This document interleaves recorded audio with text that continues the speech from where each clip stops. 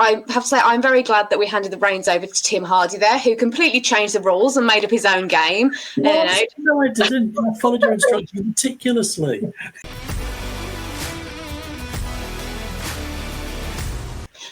Hello and welcome to Spotlight Indie. I am your host, H.L. Tinsley, full-time writer, part-time pet wrangler, and currently awaiting the arrival of Fraser Armitage's Robot Army. Thankfully, it has not arrived yet, so we're able to continue with this next episode. And I am joined once again by my guest co-host, Tim Hardie. Tim, how are you? Hello, I'm very well, Holly. Thanks for having me on. It's fun to be sort of asking the questions rather than trying to think up really clever answers, basically. So thanks for having me on. Joining us once again is Thomas J Devens, fantasy author, player of games and roller of dice, which is particularly handy because in this section we will be playing our Roll for Insight interview game. But before we get started with that, I'm going to throw out a few questions to Thomas about writing in general, because I want to learn a little bit more about his writing journey and his work. So, Thomas, last week we talked a little bit about the vermin of the old empire, and this week I'd just like to jump a little bit into your other series and just what's going to be happening, because you mentioned that this is going to be an ongoing series. So I'm interested, do you have a plan for this series and how it is going to pan out, or are you what the kids these days refer to as a pantser? I am absolutely very much a pantser, although I do have an idea of where it's going. I know where it's going to end, but up until then, that's all a mystery to me. And do you have an idea of how many books that this is going to be, or is it just a case of you're just going to keep writing for as long as the story keeps flowing? I think this is going to be, I'm thinking the main series is going to be about 6 books. That's what I'm looking at right now. With the third hopefully coming out this year, and then I think I'll have everything wrapped up to the point that I want this series to end at 6 books. But then there's also plans for a follow-up series set in this world after those events, but I'm going to try to wrap it up in 6 books so that I don't have to worry about that just yet. One of the other things as well that I noticed with your work that I just want to jump on, because I personally really like this about it, is that you have lots of little extras with your work as well. So in your stories you have like poems and sonnets and map work. How important is it to you as a writer to have those extras in, and what do you feel like they bring to the experience of the story? With the poems and all the epigraphs, I started that just because I wrote the first few that I just wanted to try my hand at kind of writing something vaguely in the style of like the old, like the Norse sagas and the epic poetry and stuff like that. And I just had a lot of fun doing it. And then I thought it worked out pretty well, especially for the Vermin books, because with everything that's happening in those novellas, I'm cramming a lot into a very short amount of space. So those epigraphs kind of work perfectly to just like add flavor and world building and kind of establish more of the setting, while all like the prose just concentrated on the characters and what was going on. And I really liked writing all that, but at times it's also like, oh, this novella is 30 chapters. I need 30 poems. So the next one's a little bit different. In fact, I'll just say the very first epigraph of the next Vermin book is just a quote: "The poets are a bunch of wordy fuckers." Is it like one of those things where it's like a sliding scale? So chapter 1, you've got a 14 stanza sonnet, and then by the time you got to chapter 20, it's like a limerick. I try not to let my own exhaustion be a detriment to the poems. I try to put the same effort into each of them. But like in the Scroungers, it was all mythology-based poems. And then in the Dregs, it's a bit of that, and then it also moves on to like folk songs and marching songs from the armies and stuff like that. And one of them is a children's rhyme warning magic users to be careful and not let their arrogance bite them in the ass. And so I'm kind of changing it up a little bit with each book, so it kind of fits the mood of the book a little bit more. Yeah, they're deceptively difficult, those epigraphs and things like that, introductory bits to your chapters. I'm trying that for the very first time in my new project. So I've only written 3 chapters now, so I've written 3 epigraphs. I'm exhausted. They take as long to write as the chapter. I honestly couldn't believe. I thought they'd just be a really nice little intro, but yeah, actually it takes a lot of work. Again, you've got to keep them as consistent as the main plot, really, haven't you? So I've been really surprised actually how long they've taken. When I started out, I was writing them with the chapter too, so that it goes a lot better that way, I think. But then I would really get into the story and I would write like 5 chapters and realize, oh, I have to go back and write all these separate now. And that kind of just throws you off and you got to get back into it. Yeah. Yeah, definitely a skill to it too, right? Yeah, definitely. I do think as well that stuff like that for writers is great because then it gives you things that you can use as additional material as well to share on things like social media or to use as teasers for the book. Because like you say, it's giving that glimpse into the world and the kind of lore and culture and history of it. So I love it. It always feels like it's a nice little bonus as well. Before we jump into Roll for Insight this evening, Thomas, I just want to talk to you a little bit about your gaming experience, because one of the things that we really love about Spotlight D is our connection with the gaming community. Obviously, we hold our event at Nerdy, which is a gaming cafe, and I am a huge fan of TTRPGs and board games. So what for you is your kind of gaming background? What do you enjoy? What are you playing at the moment? I play a lot of video games, perhaps too many. I always have, and I've always preferred like general fantasy setting RPGs or even like fantasy action games, I guess. But yeah, I always lean towards RPGs. Like I love Morrowind and all the Elder Scrolls games and stuff like that. And I play D&D, but I've only gotten started in that like maybe 7 or 8 years ago. I had a group of friends in my when I was living in before that we met every week. But I'd always wanted to play D&D when I was a kid, just didn't have anyone else that was interested in D&D. What about you, Tim? Do you have any gaming preferences, or are you somebody who enjoys a good board game? Yeah, I'm probably more board game territory. I mean, I used to be like a massive role-playing fan as a gamer primarily. So that again, that was probably for me in the heyday was in the 1980s when there was all that moral panic and all the rest of it going on. That potentially I was about to be consumed from within by Satan. But I still played D&D, and turns out I'm okay. Although that's what I'm telling myself anyway. So yeah, I was into D&D. Call of Cthulhu, Traveller. There was a Judge Dredd role-playing game that was amazing. So yeah, basically, me and my sort of school friends, we kind of went through that whole decade trying stuff out. I sort of stepped away from gaming in the mid 1990s, and so I'm more now, into reading and board games, stuff like that is probably more how I spend my time now. To be honest, I just find it difficult to fit some of this other stuff in around writing, and I think that's one of the challenges, isn't it, when you're an author, of actually sort of you need what you're writing is your, it was my hobby, but suddenly it seems to have changed and become an all-consuming thing, and to give it the space it needs, other stuff's got to go. So that's been quite difficult for me actually. But yeah, in the sense, worth it as well. So yeah, me, board games, that kind of thing's where I get my kicks. Well, hopefully we can fill some of that gaming void for you now. My question for you both is, do you have a dice ready? No, but I do have a phone that will do the same thing. That'll work. That'll work. Well, I've realised now I have to keep typing in my password every 5 seconds to do this.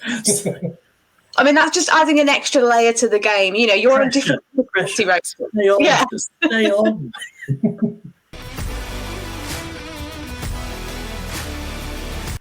For those of you that haven't joined us before for this section, this is called Roll for Insight. The way it works is very simple. We each have a 20-sided dice and a list of 20 questions. We will take it in turns to roll the dice. Whatever number we roll, we will ask the corresponding question on our list.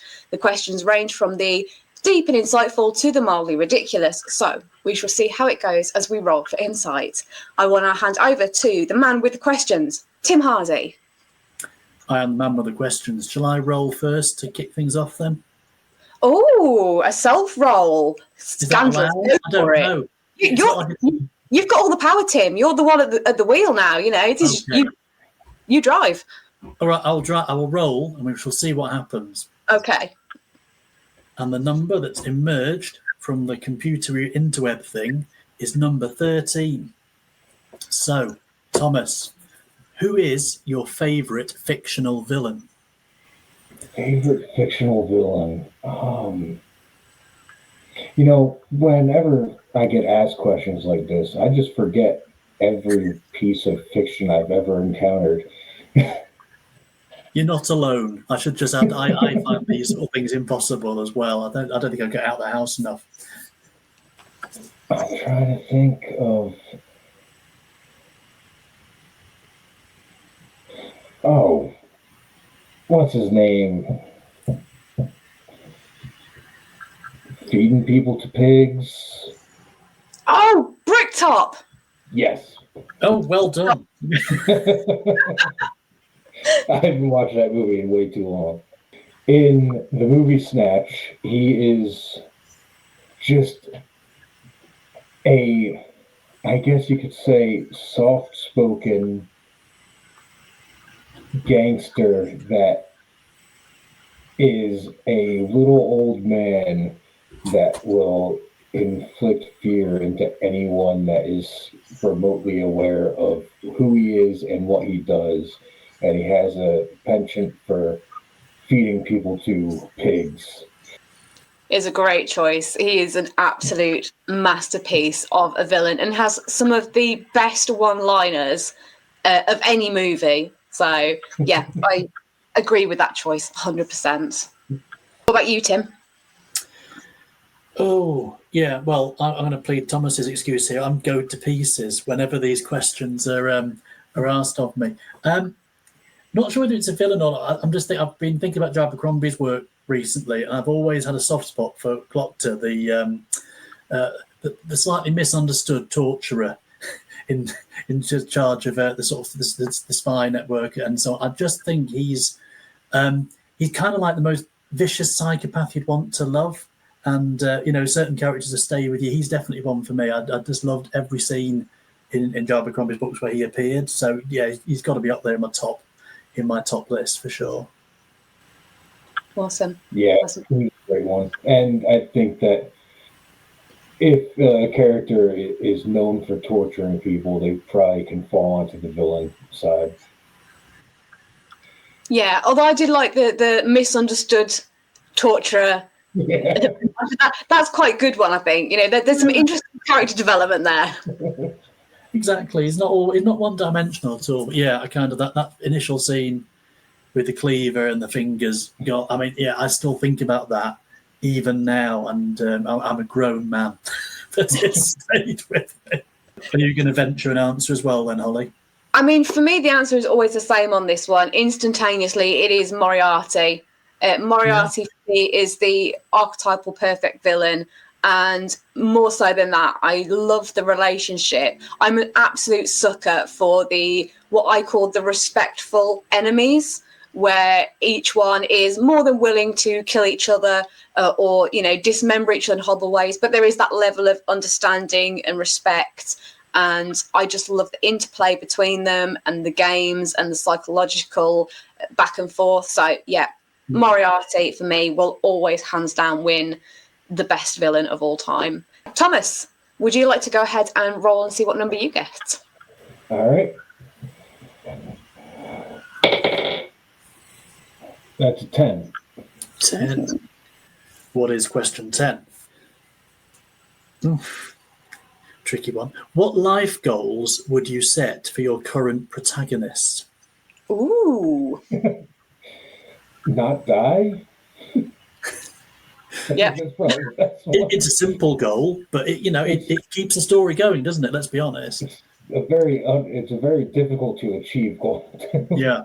Which protagonist are we talking about here? Because that will change how easy or difficult this goal is to achieve. If I'm thinking of the work in progress right now, well, I mean, again, who is my protagonist? There's 6 or 7 of them in this one. They all have a slightly higher chance than any of the characters in the Scroungers, which is also a higher chance than every character in the Dregs. So the current work in progress, they have the highest chance of surviving at the moment.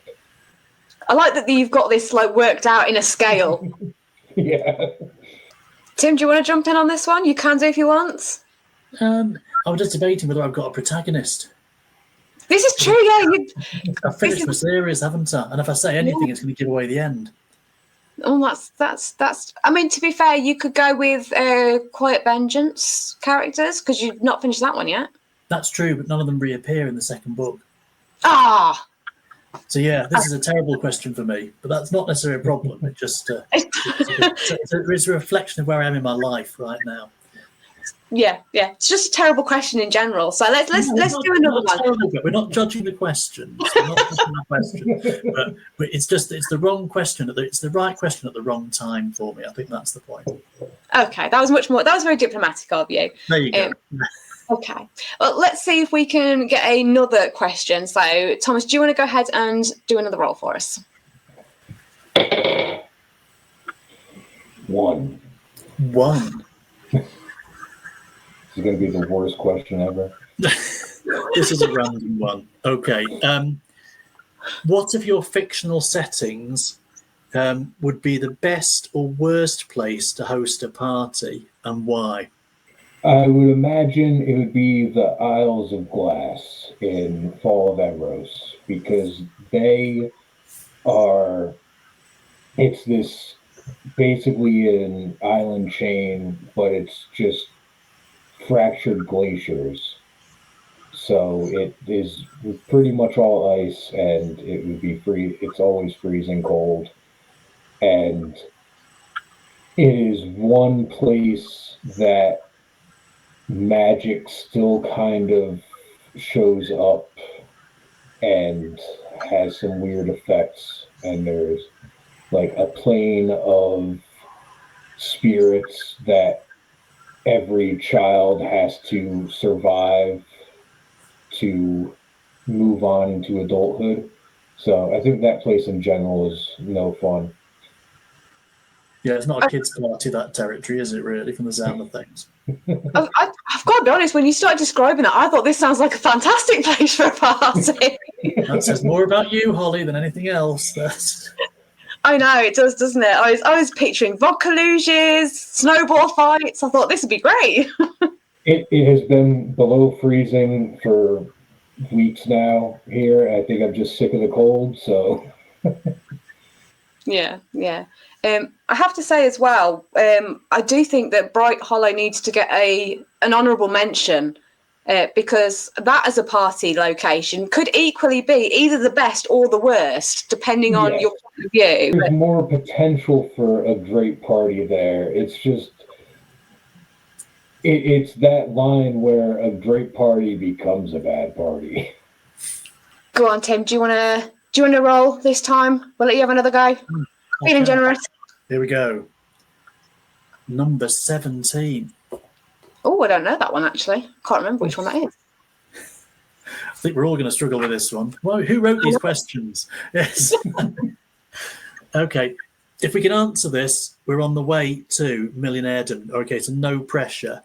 Okay. What tropes are you hoping will take off in 2025? Oh. See, now that is a difficult one because all the tropes that I love seem to be perpetual. So they're not ones that come and go. They seem to always be around in some format. So I love the trope of the quiet in the background, strong man character. So the warrior character. So the clubbers from Last Kingdom. I love the guy that's the one that's always holding up the portcullis during the battle so that everyone can escape. You know, be there fighting. He's got 10 arrows in him and an axe in his back. It's the kind of heroic last stand. That guy is always my favourite character. So that is probably my all-time favourite trope. In terms of ones that I would like to see making a resurgence, I would love to see a resurgence of the nostalgic 1980s coming of age sort of Stand By Me, Goonies, like when you've got that group of friends but they're just real people. So I think recently we've had lots of supernatural, we've had lots of superheroes, we've had lots of people with powers.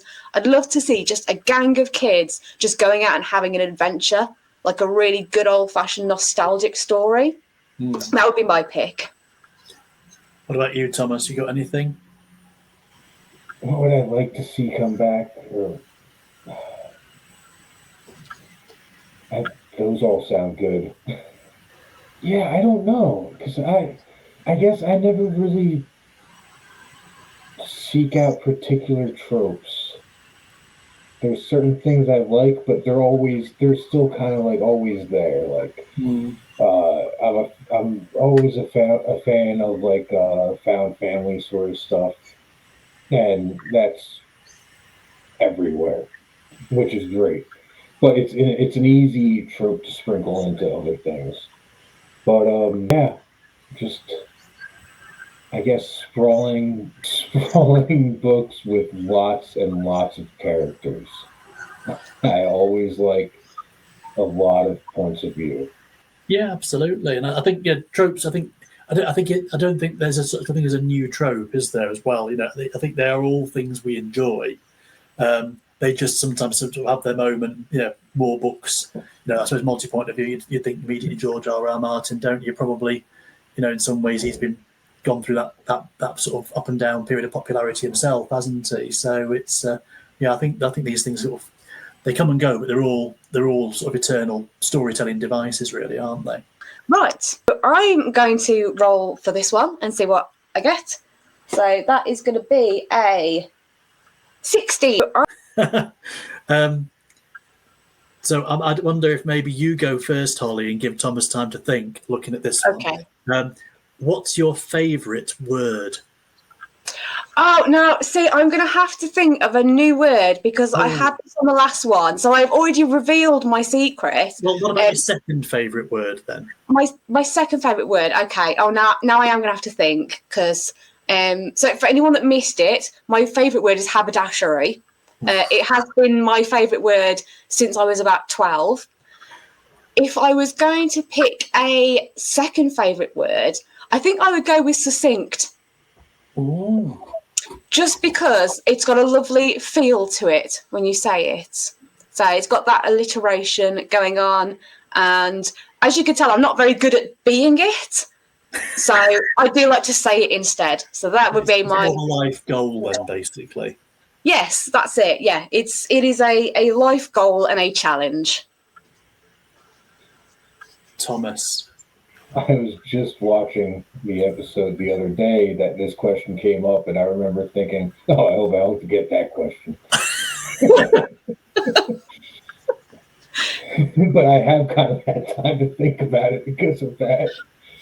I'm going to say blackguard. Oh, good one. I missed that, actually. What was that? Blackguard, which is going to be the name of one of the next Furman books because I like it as a word. See, to me, blackguard feels like one of those words that needs to be brought back, that doesn't get used anymore. You know, as a sort of, not so much as an insult, but almost as like a, you know, friendly pet name for someone, I think works. Yeah. Go on, Tim, you can't get away with this now. You've asked the question. I'm for, you know, when you, again, I mentioned before, when I'm asked a direct question, my mind goes blank. And now I've only got a single word rolling round in my head, and that word is cockwomble, because I just think it's a brilliant insult for somebody that's both ridiculous but also incredibly cutting. And that is the word that has been stuck in my head for the last 2 minutes. So that's the word I'm picking as my favourite. I think that says all we need to know about you, Tim. Absolutely, yes. Shall we roll again? Let's roll again. Thomas, go ahead and make a roll. No, that's a 16 again. We can go higher or lower if you want. I'll just roll again. Roll again. Let's do something else because that's another 16. All right, well, do you want to go higher or lower than a 16? Let's go with 15. 15. Okay, in that case. No. Do you want to go higher, maybe? Maybe go to 18? Let's go 17. Well, we did 17 before, but I can take you on to 18. Let's do that. Let's do that. I think we should do that. What's your favourite movie been from the past year? Favorite movie for the past year? Yeah. I don't know if it's the past year. I don't remember when things come out. But I'm going to say the Dungeons & Dragons movie. Oh, cool. Right. That was a great movie. It was a lot of fun. I've watched it way too many times because when I can't think of something to put on, I just put that movie on. We've talked about this on the page 2 forums that I don't entirely watch TV when I'm watching TV. I just put something on as background noise, basically, but that has been background noise quite often. Yeah, that was a popular choice with authors. I found a few people have said that one. Yeah, it's not a huge surprise. I've not seen it actually because I've got no life. Basically, I don't get out enough. If I was going to pick mine, and I don't think this is in the past year, but I think both the Dune movies that have come out for me, because that was a big book again in my childhood that I really loved. Oh, I say really loved. First 3 books in particular are good, and then it got a bit increasingly weird, I think it's fair to say. But those first 3 in particular, seeing the movies, it's just bringing it. They're just done so well in terms of what was in my head when I was reading those books. They really brought it to the screen. So yeah, probably the best thing I've seen in not just the past year, probably the last decade. Actually, I think they're brilliant. Yeah. I have to say as well, I've heard the phrase "starts out quite good but gets increasingly weird" several times in my life. Yeah, no comment. Okay, so to bring us to the end of Roll for Insight, we are going to go into our speed round now, where we will each make a roll. And Thomas, you will get your pick of the numbers to see which question we will all answer. So we will all roll. Good Lord. I know, the pressure. So, Thomas, what did you get? I got a 9. Tim, what did you get? I rolled a 14. And I got an 11. So you've got 9, 14, or 11. Thomas, which one would you like? Go with the 11. Go with 11. Oh, okay. That's a. So, what new books from other authors are you looking forward to reading next year, or in this year, I guess? What, new books or anything that you haven't read yet? So I've got a combination of those, I guess. Oh, I have a ton of those. Yeah. Well, next after the 2 arcs that I need to finish this week, pretty much.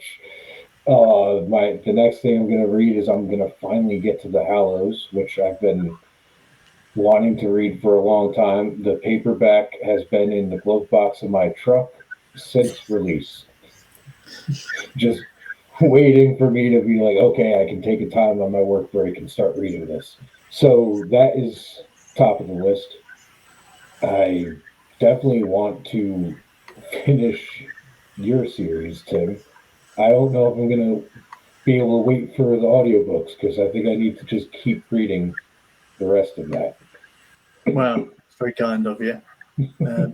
I think the audio. I'd love to do more of that because I know you really like the first audio book, which is brilliant to hear. But yeah, that's a long-term project for me. So would definitely want to record more, but they're probably it's probably going to take me a few years, I think, to get to that point. But we shall see. It's still an ambition of mine, definitely. But yeah, other than that, this year my plan is to read as many. I'm gonna mostly concentrate on indie novellas because I want to try to read as much from authors I haven't read yet as I can. So this is going to be the year of sampling new authors. So I figured go with novellas mostly, and yeah, pretty much only want to read indie stuff this year. Awesome. Tim, any on your radar that you would like to mention? Yes, I would. I have a blog which I sort of, when I feel guilty, I write it, and when I don't feel guilty, I don't. But I do every year put out the books I'm actually trying to get to, and then I basically ignore that list and go wayward and then feel really guilty. So this year, in 2025, I will be reading the books that I put on my blog. So I've already got to a few of them, but some coming up. I definitely want to read The Devising by Jacob Sannox because I've read the first two books in his Dark Oak Chronicles, and I always think Jacob's a really good writer in terms of you can just never tell what's going to happen in that book, and for me that's why he's always a 5-star read, because it's incredibly imaginative, but I at no point have ever guessed right anything that's been happening or about to happen in that book, in his book. So I'm really keen to see how Dark Oak Chronicles finishes this year. That's definitely on my list. I'm going a bit the other way, that I've read an awful lot of indie last year, and I want to try and be a bit more sort of alternate a bit. So I know it's Indie Spotlight and we can't but I do think Trad has its place. I really want to try and read the Murderbot Diaries as well, because so many people keep recommending that series to me by Martha Wells, and I actually heard her speak at Worldcon last year in Glasgow, and it was really, really sort of quite inspiring actually. So I thought, you know what, she's definitely been one of my picks for this year. So I'd probably go with those two. Flipping back to indie, the other thing I'd quite like to get to, well, in fact, definitely I will be getting to, is A Shadowgate by L.L. McRae. So you mentioned earlier on, Holly, the first book in that series is one of our freebies, isn't it, in terms of the competition? Really good book, but I think everyone says that series is one that definitely gets better with each instalment. So The Shadowgate for me is a definite must as well. So I'm looking forward to that. Cool. So some good titles there. I myself am going to be trying to read more indie novellas this year. I have mentioned a few on previous episodes of this, so I won't go into too many right now. However, I am going to be trying to get through some work by Olivia J. Elliott, who we mentioned earlier. I have read some of her short stories. She is amazing, and I'm really looking forward to diving into more of her work. But that does bring us to the end of Roll for Insight for this week. I have to say I'm very glad that we handed the reins over to Tim Hardie there, who completely changed the rules and made up his own game. What? No, I didn't. I followed your instructions meticulously. You let people choose their own numbers. It was anarchy. I'm terribly sorry. Thomas, before we go, can you let everyone know where they can find your books and your work if they would like to check them out? I will pop this up here, and you can find everything at my link tree. That is, you can click on that. You probably can't, that has everything. It has a link to all of the social media accounts that I occasionally kind of use, but don't really know how to. But you can reach me on them. I don't post, but if anyone ever wants to contact me, they can. And it's also the links to all of my books. Yeah, we will pop the link down into the comments as well. So, Tim, before we go, where can people find you when you're not causing anarchy? When I'm not causing anarchy, this is what you get for having guest hosts on, isn't it? Your own fault. You could have done it solo, but no, you brought me in. You can edit me out of the whole show as if I'm not even here. There's a chance. I mean, I think that's how Fraser feels about me most of the time. So it's fine. Sorry, going back to who am I and where can I be found? So yeah, Tim Hardie author. That combination will find me pretty easily on the web and stuff. So I've got my website, timhardieauthor.co.uk, which has all my links, books, and other bits and pieces of interest there. But if you want to try and find me directly on socials, I'm on Blue Sky, I'm on Facebook, X, and Instagram, sort of. But under the combination Tim Hardie Author, if you search in there, I'll easily come up. So I'm not difficult to find. Fantastic. And for anybody who would like to find me or my work, because I do have books and I perpetually forget to mention this fact and never market them, so I'm going to take the opportunity now. You can find me HL Tinsley. I am on Amazon, I am on Goodreads, I am on X and Twitter. I'm on X and Twitter because they're not the same thing. Facebook, Instagram, and Blue Sky. You can also find Spotlight Indie on all the same social channels. You can sign up for our newsletter on the website, and you can also subscribe to our YouTube channel to see more Roll for Insight and wonderful indie author chats. We will be back in our next episode with Thomas once again, where we will be proving that there is no such thing as a stupid question. But until then, keep reading, keep writing, and have a wonderful, wonderful week, because you deserve it. These questions are really hard.